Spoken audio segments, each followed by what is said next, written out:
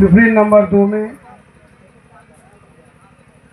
बाबा साहब डॉक्टर भीमराव अम्बेडकर की जयंती समारोह में उपस्थित मुख्य अतिथि के रूप में सामाजिक चिंतक डॉक्टर लोकपति जी, साथ में राजेश एडवोकेट जी, रोशन जी, कामेश्वर भाई पटेल जी, संजू और बिंदु जो बहने आई हैं भजन कीर्तन गाने के लिए, हमारे साथी वो गाँव में भजन सुन रहे थे।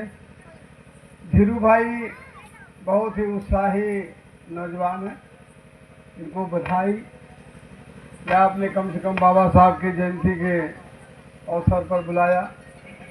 इस गांव में तो बहुत लोग हैं, मैं बधाई देना चाहता हूँ बच्चों को जो हम लोग की शोभा बढ़ाए हैं, इसलिए आए हुए हैं कि देश के भविष्य हैं, और जो नहीं आए वो देश के भविष्य रह नहीं गए।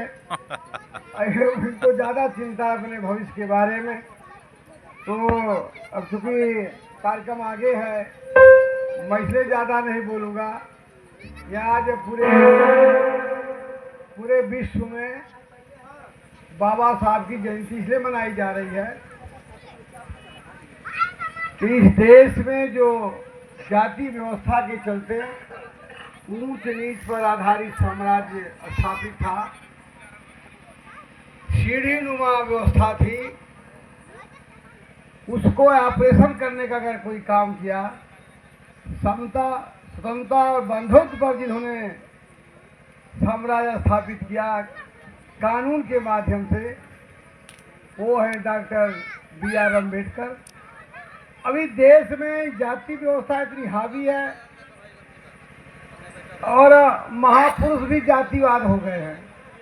अभी जब दुर्गा माई का जो कार्यक्रम होता है तो उसमें बहुत बढ़ चढ़कर होते हैं, वही दुर्गा माई के लिए सब आ जाता है। अभी लोगों का भजन कीर्तन होगा, देखो रात में और जुट जाएंगे लोग। लेकिन जिन्होंने आपको पशु से इंसान बना दिया, उसके लिए आप तो मेरे बच्चे ही शोभा बढ़ा रहे हैं। हम लोग आए तो आप लोग आ गए, तो बधाई के पात्र।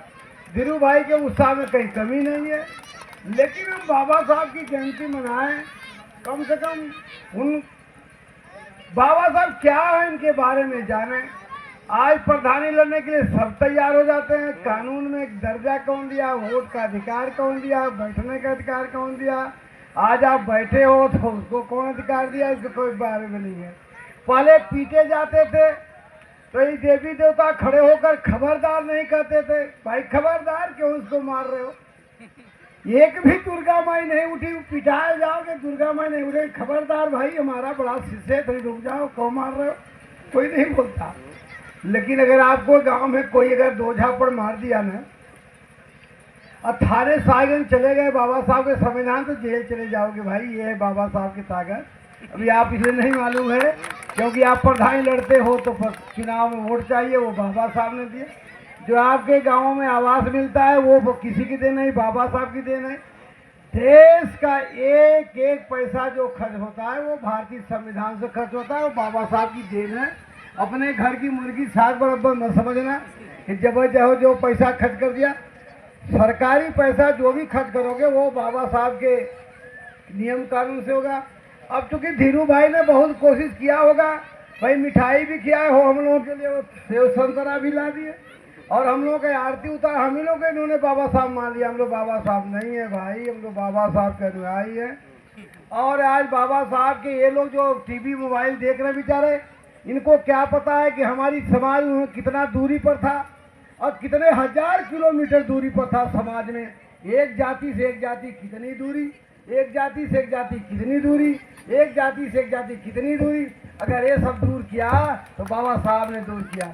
अगर बाबा साहब यही जानते कि भाई जातियाँ कैसे बनी हैं, किन जातियों को क्या चाहिए, प्रकृति ने जो आपको दिया, प्रकृति ने जो आपको दिया वो छेड़छाड़ नहीं किया।